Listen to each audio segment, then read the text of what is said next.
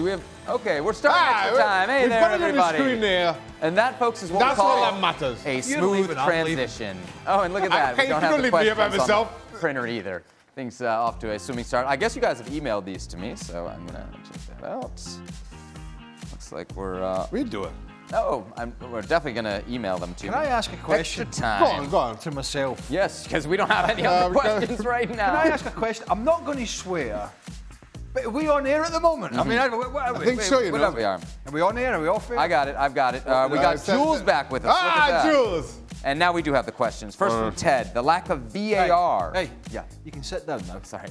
So excited. I want to miss that We're flight. on air, so there'll be no. Trying to look, you know. Yes, very professional. You know. There'll be no profanities because we're on air again now. Following on in this professional theme of the segment, I'm just hammer through here. The lack of VAR. Can I say something? You absolutely can interrupt me again. I thought we just smoothly transitioned. No, I don't think anybody noticed anything. Yeah. Nobody noticed anything. They're going to clip that for the Emmy.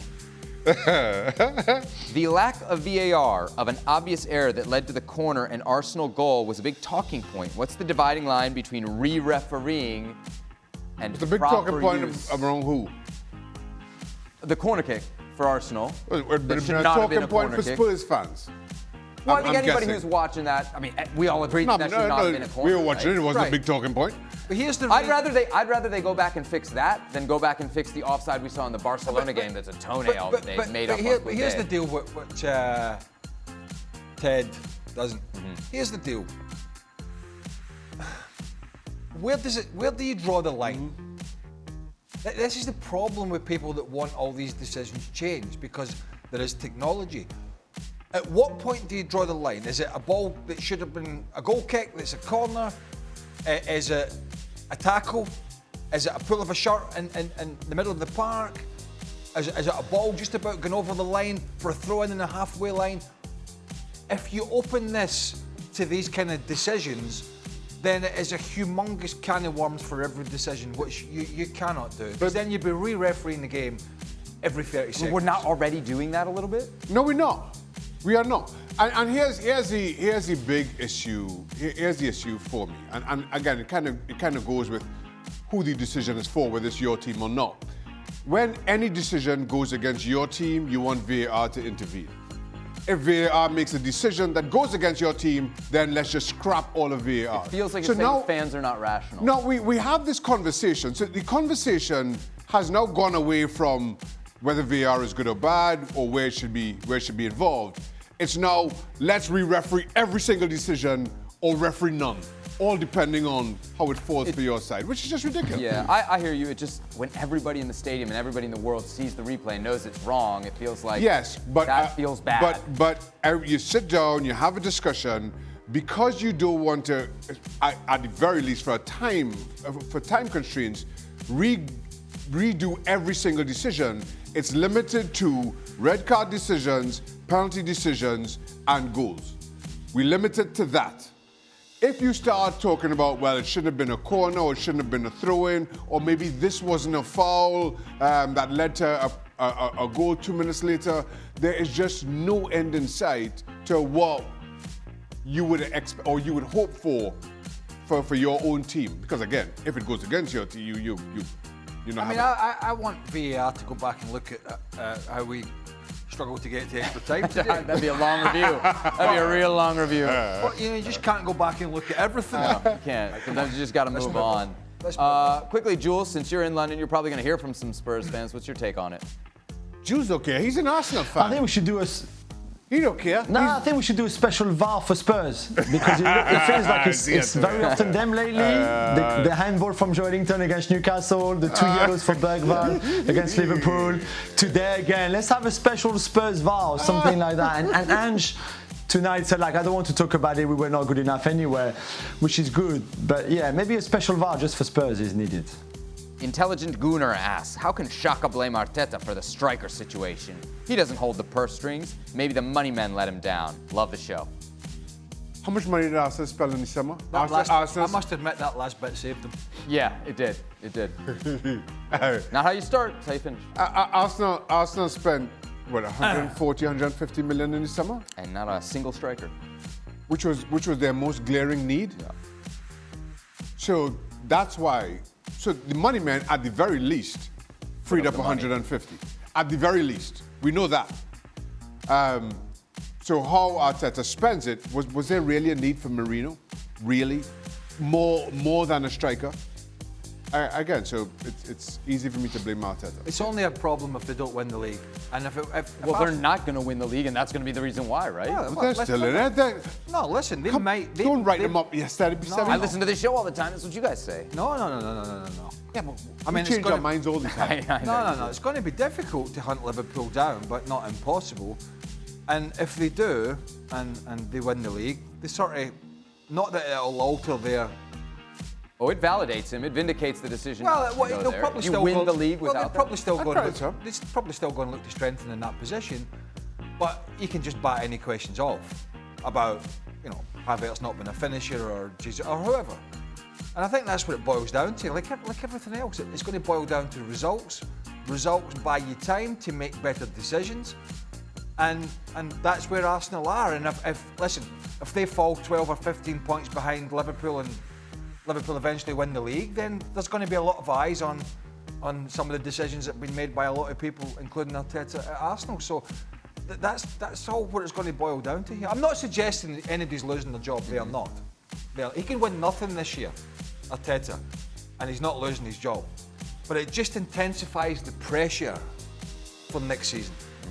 Jules, who's more responsible for the fact that they had this money and didn't end up with a striker? Is it the money people, as is asked, or is it actually Arteta's taste?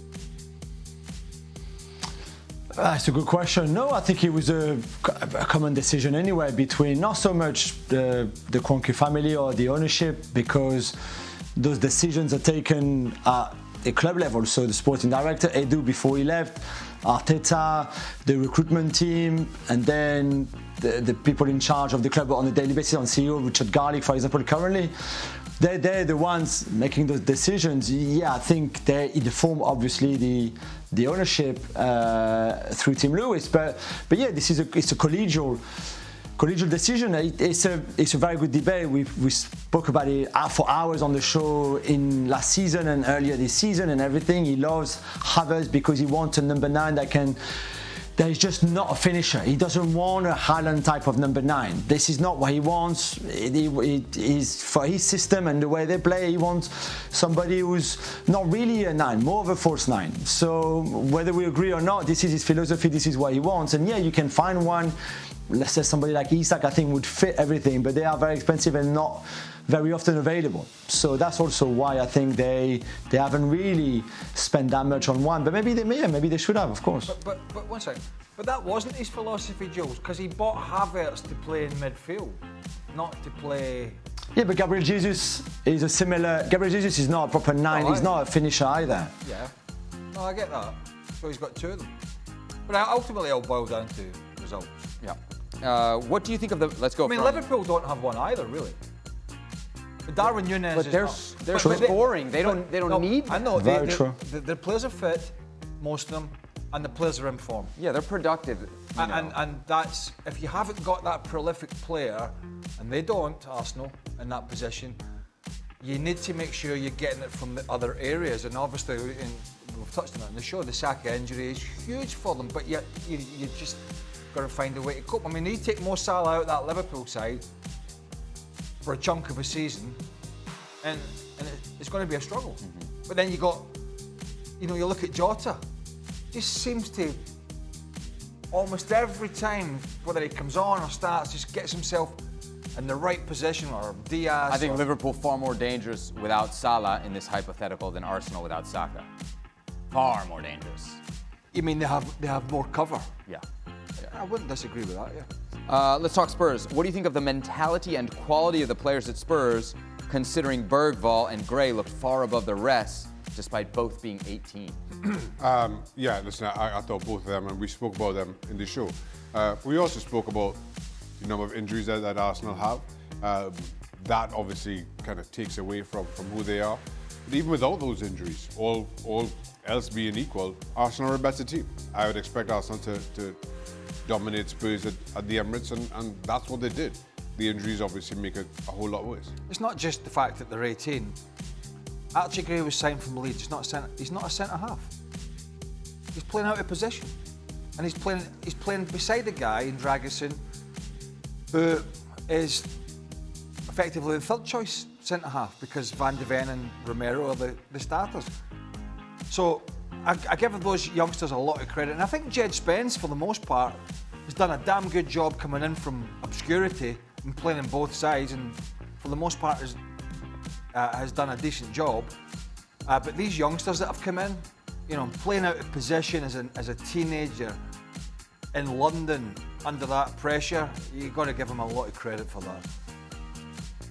All right, that's from Azure. Our next question I don't really think is... Oh, no, it is a question. It's kind of a statement within a question. Nathan, yes, I'm curious if they could answer what color London is. Cheers. I guess we're saying North London here. What do you mean? Jules, what color is North London?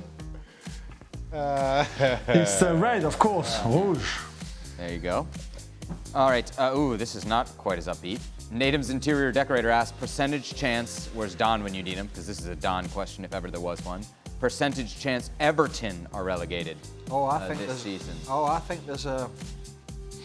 Well, there's no guarantee because David Moyes is getting in there that they're going to stay up, because Sean Dyche has done some similar things in difficult scenarios for many a year. They can't score a goal, can they? Mm-hmm. And they're relying on keeping clean sheets because they are... I think I saw a stat, Calvert-Lewin hasn't scored in 16 games, something like that. Dwight McNeil has been injured and out a lot, and he's the biggest playmaker they've got. When you're as bad as Everton, you have to look at who's worse. Right. That's where you're not looking at. You're looking at below you. Not many there. Southampton have gone. They're 16th right now. Southampton are on 6th. Southampton have gone. Leicester, Wolves, Ipswich. Then Everton. I don't know what the guys think. I think Southampton and Leicester will go. Okay. Right? Yeah. I think Ipswich have a fighting chance with a good young manager, and they're spending a little bit of money. Wolves. I think Wolves should be okay, but this sort of new manager bounce, blah, blah, blah, and some Vitor Pereira's come in, has sort of gone, but they've had a couple of tough games, particularly the one at Newcastle. I think they're a better side than Everton, Wolves. I think they're by far much more dangerous side than Everton. So you're kind of saying Everton and Ipswich. I'm kind of looking at Everton and Ipswich. I don't think anybody else will get dragged into it. Before ball was kicked, I picked Ipswich to stay up. So I'm kind of hoping that kind of comes through, which leaves Everton. Saying that, right. as much as the David Moyes appointment just feels a little, I don't know. I will point that the last two times West Ham found themselves in similar trouble to Everton, they called on David Moyes, and he kept them up. So while it might feel a little underwhelming right now, maybe it's exactly what Everton needs. Jules, who do you think's going down? Yeah, I think Leicester, Southampton, gone for Southampton, going for Leicester. Terrible appointment, by the way, Ruud van Nistelrooy, really terrible, but we knew it at the time. And then the third one, I agree, will be between Wolves, Ipswich and Everton. And as much as I would love Ipswich to stay up for McKenna, for the lab, for the work that they've been doing, the ownership, etc., I still think they will fall short. So I'll go for Everton to stay up. Okay. Last question for you, Jules. Which clubs in the Premier League have the best reserve/academy talent right now on the whole? The best academy? Mm-hmm. I mean, they're not just the two best in the country, they're the two best in Europe. They're Chelsea and Manchester City. You have the best teams are pretty much every age group. And yeah, there's other clubs where you have one or two outstanding players, under 16, under 15, under 17 maybe, like Arsenal with Max Dorman, like Chelsea, Liverpool, and we saw Rio and Gumoa, who's not really first team player yet, but still at 16, part of the academy process still. But Chelsea and City are by far the best, and they have resources, they spend money, a lot of money on everything, including the players themselves, which you're not supposed to do, but here we go. So yeah, I would say Chelsea and City are the two best ones. I know Chelsea produced Craig Burley, Jules, but kind of harsh on La Masia, no? Yeah, but I mean, La Masia, like every other academy, has good generations and generations that are not so good, and then good ones again. And let's not forget that before Gavi and Lamine and Kubasi, we waited a long time also for the heir of Xavi and Iniesta, and Messi. So it's not always like that, but La Masia is very good, obviously. The Lyon Academy is very good. The Paris Academy is getting better. In Italy, they're doing a good job, but they don't play their kids, so it's a bit more difficult. So it's very interesting, the dynamic right now. But I thought you asked me just for England, but City and Chelsea are the best in England and amongst the best in Europe, if not the best. You're right, Jules. The question was about the Premier League. It wasn't an academy back then. It was about the Premier League. Was it? What did they call it? It was 20 teenagers cleaning the toilets man. and the boots and putting all the kit in the washing not the machine. What happened to the anymore. humility that you would I never did. Hasten to add, I never did that. No. I never did that. Yeah, you walked into that dressing room, you told them. You were above Clean that. my boots, you. Yeah, exactly. Getting on Bully. Did you really have to clean toilets? everything, paint. No, toilets? Everything. We cleaned all the dressing rooms after the. Wow, after Craig the Burley first- cleaning toilets. You're gonna fly on that wall, God. brother. You're gonna fly on that wall. All right, that'll do it for this edition of Extra Time. I'm one worder. I'm always a one word away from being back doing that again on this show. We know exactly what that word is, and we're going to end the You're segment one before it extra comes time out of away. his mouth. That'll do it.